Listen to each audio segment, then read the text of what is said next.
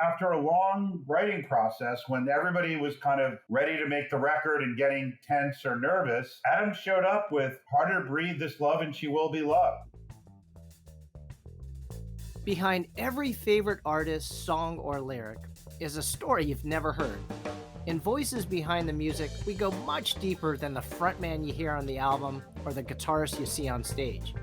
People from all aspects of the music industry work together to make the business what it is and are often some of the busiest but nicest, funniest, and smartest people out there.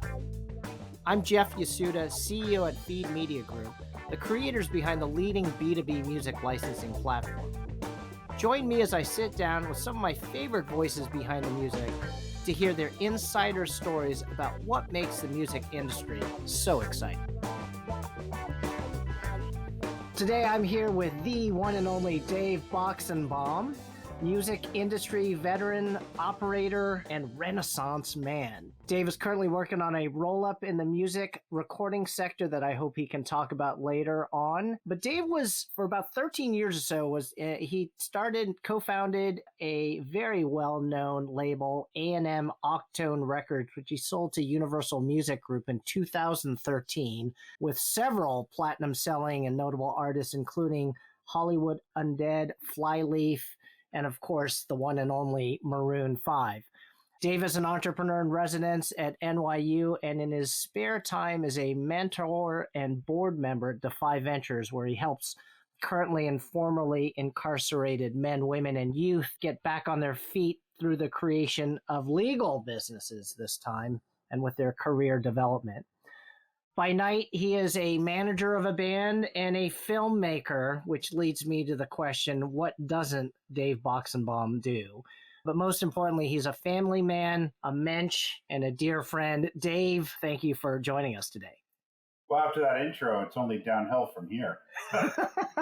Well, for starters, what are you working on right now? Tell us, or can you say? Yeah, no, I can talk about it. So my main thing, which is starting to really come together, is rolling up pro audio technology companies. So that's a technology actually used to make and perform music. So a roll-up is when you buy several companies that do something very similar to get economies of scale. So the idea is the business grows without the cost growing in parallel. So for instance, if you have three different companies, they have three different CFOs. You put the three companies together, you still don't need three CFOs, you only need one CFO.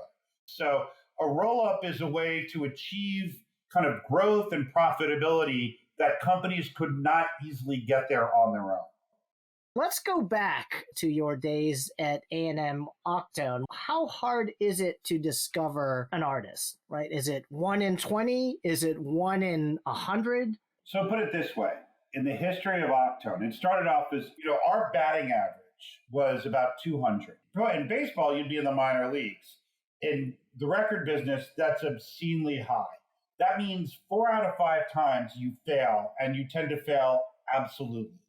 It's like a needle in a haystack if the haystack's covered North America. So keep in mind, we started Octone. There was no MP3s, there was no streaming, there was no YouTube, there was no SoundCloud. Literally, it was all the human network. If we talk about, how did we find Maroon 5? Well, first of all, they weren't called Maroon 5 then. They were called Kara's Flowers.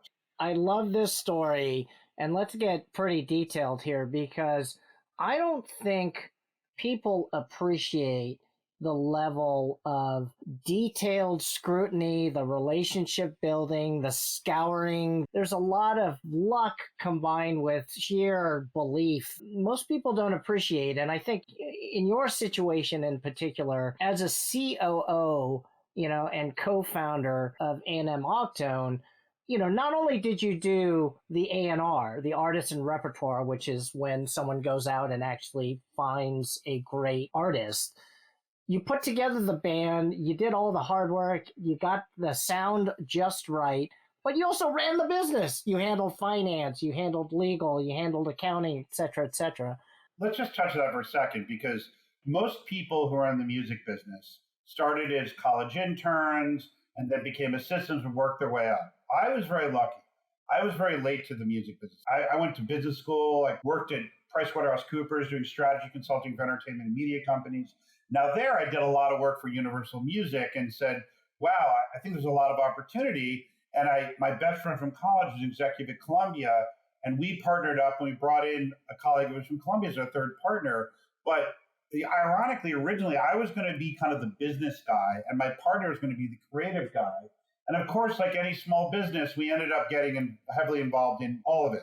So even where on paper I wasn't qualified to do any A&R, I had really good ears. I had strong opinions, which are half the battle of A&R, if not more. Sure. So what happened was we had managed to raise the money, get our joint venture distribution in place with no artists. We had no artists signed. And we had a good team, but it wasn't like we had been running labels. My partner was a vice president at Columbia. My other partner was like a senior director. But we found the right people to invest and started this label, no artists. And so everybody assumes that we're going to screw up our first artist.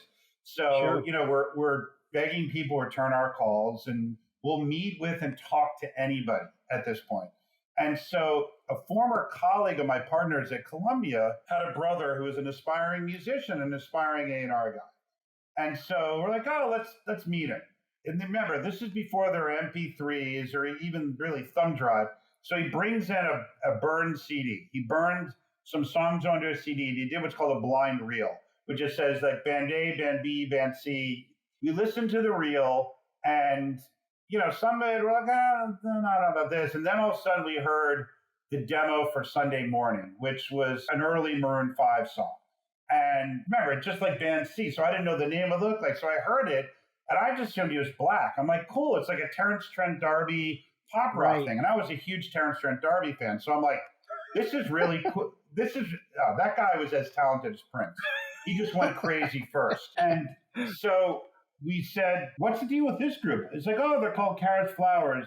They're managed by my manager, a guy named Jordan Feltzy. I'm like, oh, could you introduce us? So we go in for a meeting, and we're talking about it, and he's like, blah, blah, blah, Adam Levine. It's like, Adam Levine? He's like, oh, yeah, they're a bunch of white kids from Beverly Hills. I'm like, well, that's surprising. So it wasn't long before the Grammys in 2001, and we were going out there, and coincidentally, they were playing a show at the Viper Room. It was a Friday night of the Grammys. Might have been 75 people in the room. Within about 30 seconds, one of my partners and myself were texting each other like, done, we're signing them. Keep in mind, every label had passed on the group. Not because they weren't good, but the industry, and I understand why, the industry wants to be able to put you in a box, because if they can put you in a box and it's a box they know, then they can market it. And keep in mind that in 2001, rock music was still big, but it had gotten very heavy. The late 90s, it was, Gin Blossoms and Smash Mouth and Third Eye Blind. Pearl Jam, But even past that, like post-grunge, it actually gotten poppier. And then, but then in the early 2000s, it swung heavy, and alternative rock then became Stain and Limp Bizkit and System of a Down and Foo Fighters. And so people heard at the time Carrots Flowers, they're really good, but they're not really heavy enough to be a rock band, and they hadn't written any of the big songs yet. So they're not a rock act, they're not a pop act yet. What are they? They're power pop. Yeah, they are. Well, yeah, alternative pop. First blue-eyed soul rock band, which, by the way, we didn't come up with that name. One of the press did. We, of course, stole that headline. But I always analogize to scouting an artist to if you're a professional baseball scout. When you're looking at some high school baseball prospect, it's not how good are they today. It's how good are they going to be in 6 months or a year and 2 years from now. And are they good at the things you can't fix? So you can't teach someone to have great hand-eye coordination. You can't teach someone to be fast. You can teach them how to hit a curveball. You can coach them on this and that. And with Maroon 5, the thing that wasn't quite there yet were the songs. But we knew that was actually the easiest thing to work on, because if they ultimately couldn't get there on their own, we can bring in people to help. But the things that they had that you couldn't create was, Adam was a star. And stars, you can polish a star, but you can't create a star. He had a voice that was like a gift from God. You just can't learn how to sing like that. And they were all great musicians. They had a really different sound. And there were some, they're only a 4-piece, because Adam's playing guitar full time. So they brought on James so Adam could could be freed up to be more of a front man. But when we saw them, we're like, an artist that doesn't fit into one box has the ability to fit into all of them. When we signed them, we're like, you guys are great. The songs aren't there. You got to go write. And we didn't tell them what to write other than we said something up-tempo that can really open a record. Because we heard Sunday Morning, they're like, that could be a single, but it's not a first single. It's probably not even a second single. And to make a long story short, after a long writing process, when everybody was kind of ready to make the record and getting tense or nervous, Adam showed up with Harder to Breathe, This Love, and She Will Be Loved. So you got to keep in mind, when we saw the band, our big dream for them, where they're going to be this LA scenester, Strokes meets Jamiroquai.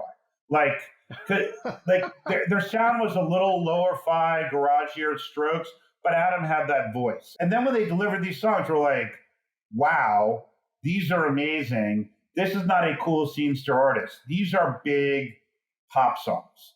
And so we're like, we have to rethink our entire plan.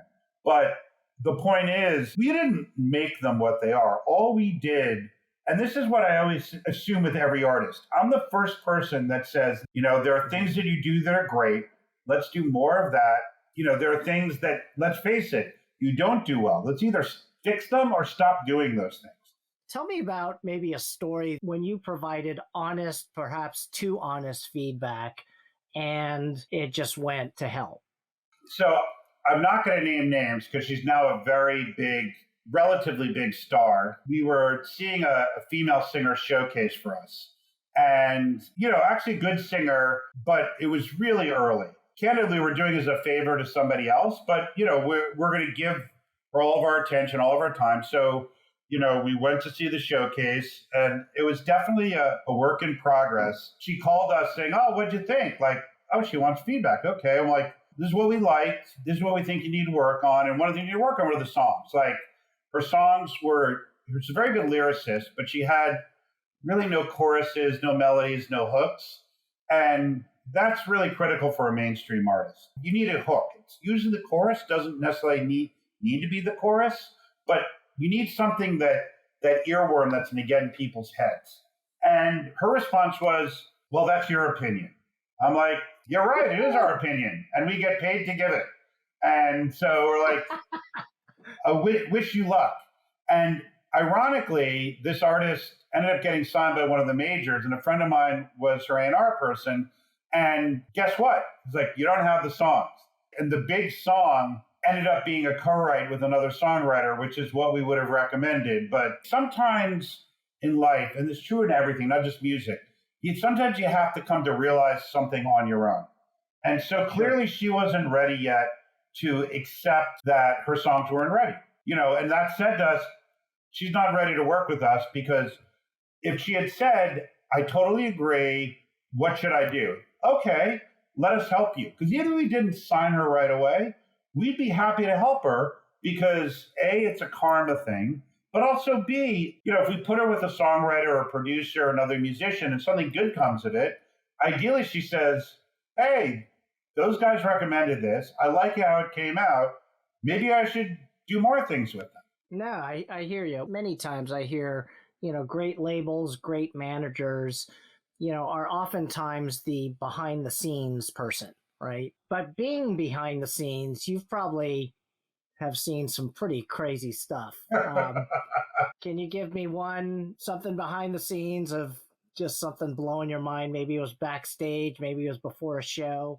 I'll tell you the time when I really realized how big Maroon 5 was, one of the interesting things about Maroon 5 was they were very early on embraced by the Black community, including very big Black artists. Because they still, and I still think of them as a rock band that writes pop songs. And I think fans of other genre want to like artists of other genres. They need to relate to it. And I think a lot of Black artists and Black fans could relate to Maroon 5 because of kind of the soul aspect to it. Yeah. And so right as they were breaking, probably 2003, 2004, they were playing the Clive Davis Grammy party. And, oh, wow. Okay. And which was pretty big unto itself. But I was with them, and we were walking we weren't even walking to the stage. We were kind of wandering around.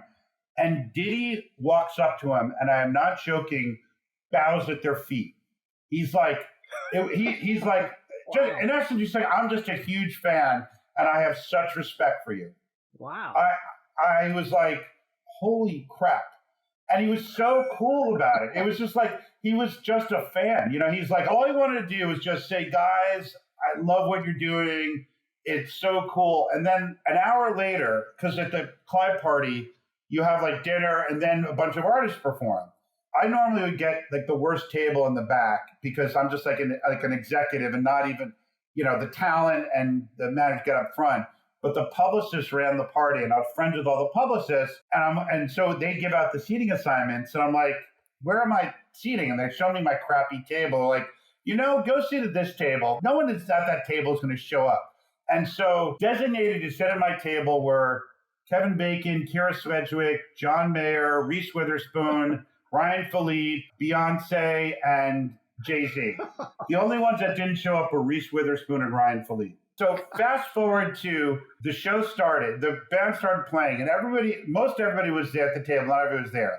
And Maroon starts playing, and these two people kind of, the lights are down. Like in the movie theater, you kind of walk with your heads down. You don't want to bother. There's these two people kind of scurry in and sit down next to me. And literally this close to me, Beyonce. And I looked at her, and first I was shocked. It's Beyonce.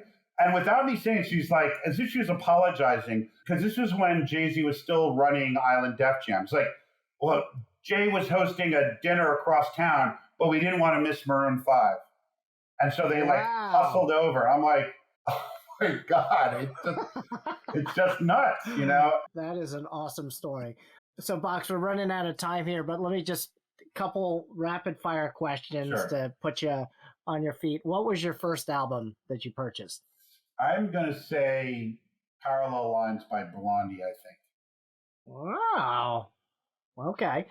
This is the hardest question ever, but what was your favorite concert? Oh, that is an easy answer. Because of the situation. I saw Rage Against the Machine in 1992 at Wetlands in New York, which was their first show ever in New York. And there might have been 50 people in the venue. And what? Yes. Most of the label didn't even show up for it. I'm not even sure the show is for. But keep in mind that rap rock really didn't exist. And my business partner from Octone at the time was working at Columbia. And he's like, I want to play you this new artist that the guy who signed Pearl Jam signed. And he played me Rage Against the Machine. And I'm like, the closest thing that kind of came to my head was like, it's kind of like Public Enemy, like heavier rap. Like, is this like some sort of gangster rap thing? I'm like, and he's like, I have no idea what it is, but Michael Goldstone signed it and he's got great ears and they're playing tonight and let's go see it. And wow. I don't know if you've ever seen Rage Against the Machine, but they're an amazing live act. They were that good from day one. And literally, first time in my life, I got in a mosh pit. I mean, I was overcome by the music. And fortunately, you are a big guy, yes. so and it was, you owned that pit. Well, and also, there were so few people there, the mosh pit wasn't that crowded, and it was like one of those like friendly mosh pits, so we're moshing, and I actually dropped my keys. Some guy's like, dude, I think you dropped your keys. So it was, and I've seen Rage several times since, and they're great. It was just, and actually, I'll make my other one, which is more personal. So, I grew up in New York, and going to the Garden was like going to the Palace. And so the first time Maroon 5 played at the Garden, they were on the bill for Jingle Ball, which is a big radio festival. They're one of like 20 artists, so it wasn't like they were headlining it. So it'd be cool to see Maroon 5 in Madison Square Garden. So they came on. They were by far not the headliner. So I figured, the crowd might pay attention to them. And they started playing, and the crowd was singing every word to every song. I was like, that was them winning a Grammy and me getting thanked for stage was amazing. That was insane. That was just, I don't know. I don't have a lot of words for it.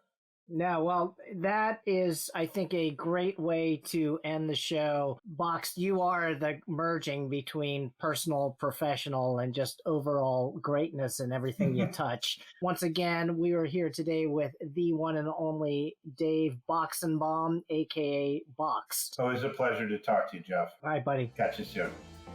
Thanks for listening to Voices Behind the Music, a Growth Network podcast production presented by Feed Media Group. We're on a mission to make it easy, fast, and legal for businesses to use music to power the most engaging customer experiences. Make sure to subscribe to the podcast wherever you get yours and learn more about us at feedmediagroup.com.